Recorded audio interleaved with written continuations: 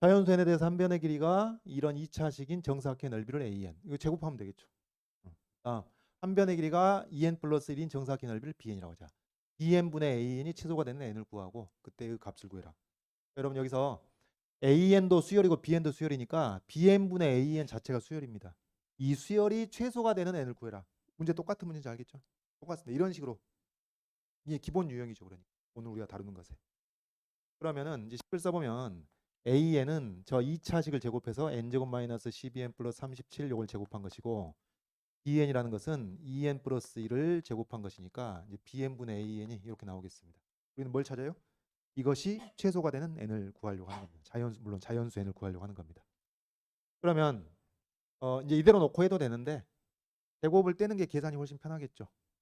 그리고 이제 제곱을 떼기 위해서는 양수, 음수에 혹시 문제가 생기는지를 살펴봐야 되는데 n이 자연수니까 이 양수입니다. 당연히 양수고 그다음에 여러분 보이죠? 완전 제곱식에 2를 더한 것이니까 항상 양수입니다. 그래서 제곱을 떼서 살펴도 되겠구나. 2n 플러스 1분의 n제곱 마이너스 12n 플러스 37 이 수열이 최소가 되는 n을 찾는 것과 같은 문제가 되겠구나. 그래서 우리가 이것을 CN이라고 해봅시다. 이제 CN이 최소가 되는 n을 찾고자 합니다. 그럼 이제 어떻게 해요? CN이 최소가 되기 위해서는 그 앞의 항보다도 작거나 같고 이제 부등호 방향을 작거나 최소가 되는 거니까 작거나 같고 그 뒤의 항보다도 작거나 같은 항을 찾고자 노력을 해야 되겠죠. 그래서 요것이 이제 한 가지 풀이가 되겠습니다. 우리가 방금 했던 대로 이제 아주 원칙적인 접근 해법이 되겠습니다. 이제 계산 생략하겠는데 여러분 이제 이게 어떤 식으로 계산이 될지 잠깐 좀 상상만 해보도록 합시다. 지금 CN이 1차식분의 n에 관한 1차식분의 2차식이잖아요. 그럼 이것도 1차식분의 2차식이고 계수만 좀 달라지겠죠. 그다음 이것도 1차식분의 2차식이 돼가지고 이 앞에 부등식을 풀고 뒤에 부등식 풀고 또 이제 두 개의 부등식을 풀어야 되는데 어떻게 되겠어요? 여기 분모 분자 곱하고 분모 분자 곱해서 다항식으로 만들어주면 3차식 되겠죠. 근데 최고차의 계수 같으니까 3차항 사라지겠고 하나의 2차 부등식을 풀게 되는 겁니다. 2차 부등식. 그리고 2차 부등식을 풀게 되는 겁니다.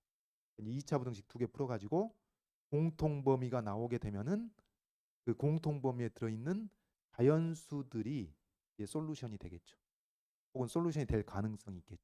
되겠죠? 이제 그렇게 풀어갈 겁니다. 그렇게 풀어가는데 자 이제 우리가 여기서 또 하나의 풀이를 생각해 볼 텐데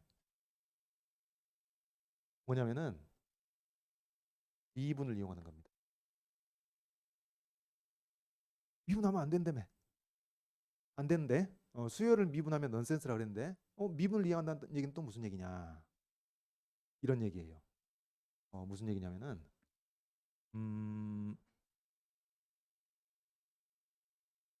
그러니까 이제 미분을 이용한다는 얘기는 여러분 수열을 미분하면 안 됐던 이유가 뭐예요?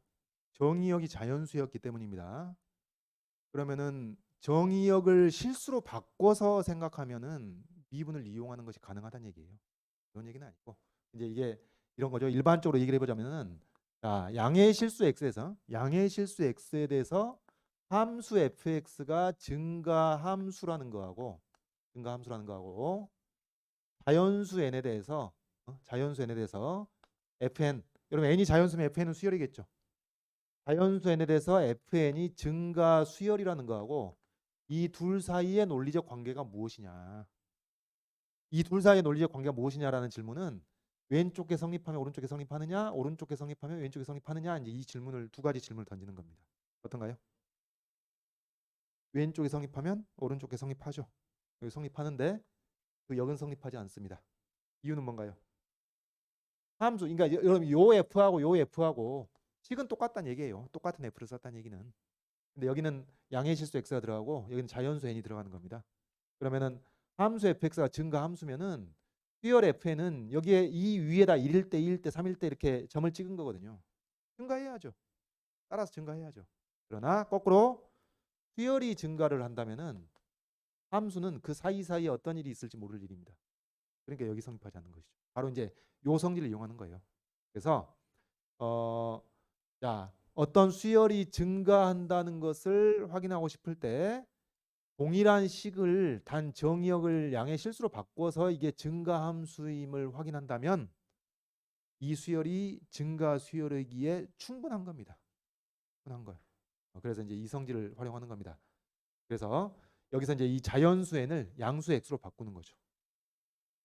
자연수를 양수 x로. 그래서 양의 실수 x에 대해서 2x 플러스 1분의 x제곱 마이너스 12x 플러스 37 요런 함수를 가지고 미분을 이용해서 다룰 수가 있겠다 그런 얘기예요.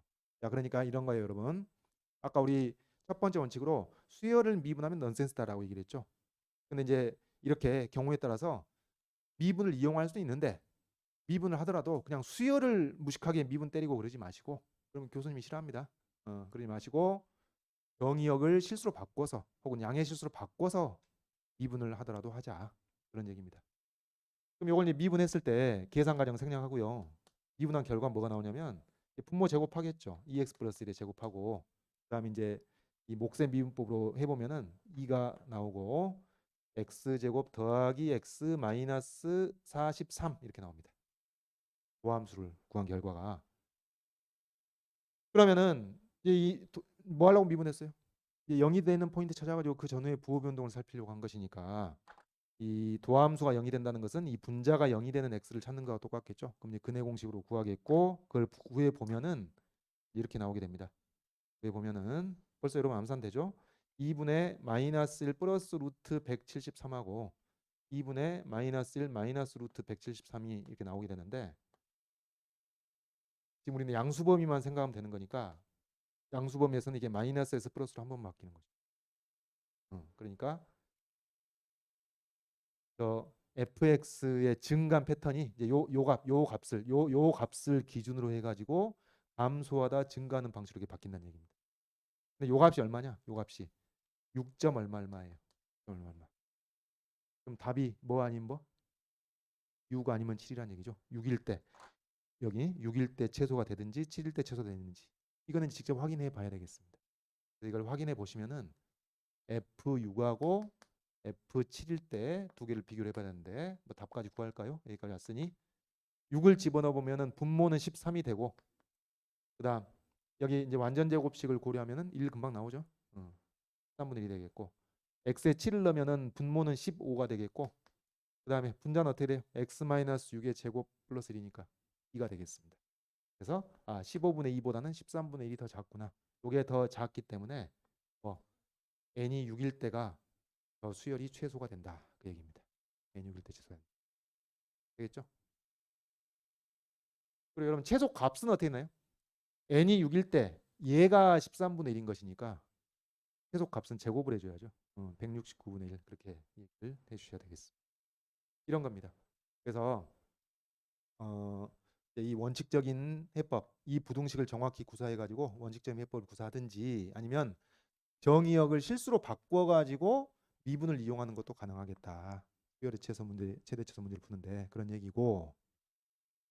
그러니까 여러분 이제 결과적인 얘기인데 이렇게 풀었을 경우에 2차 부등식을 이제 두 개를 푸는 게 필요하잖아요.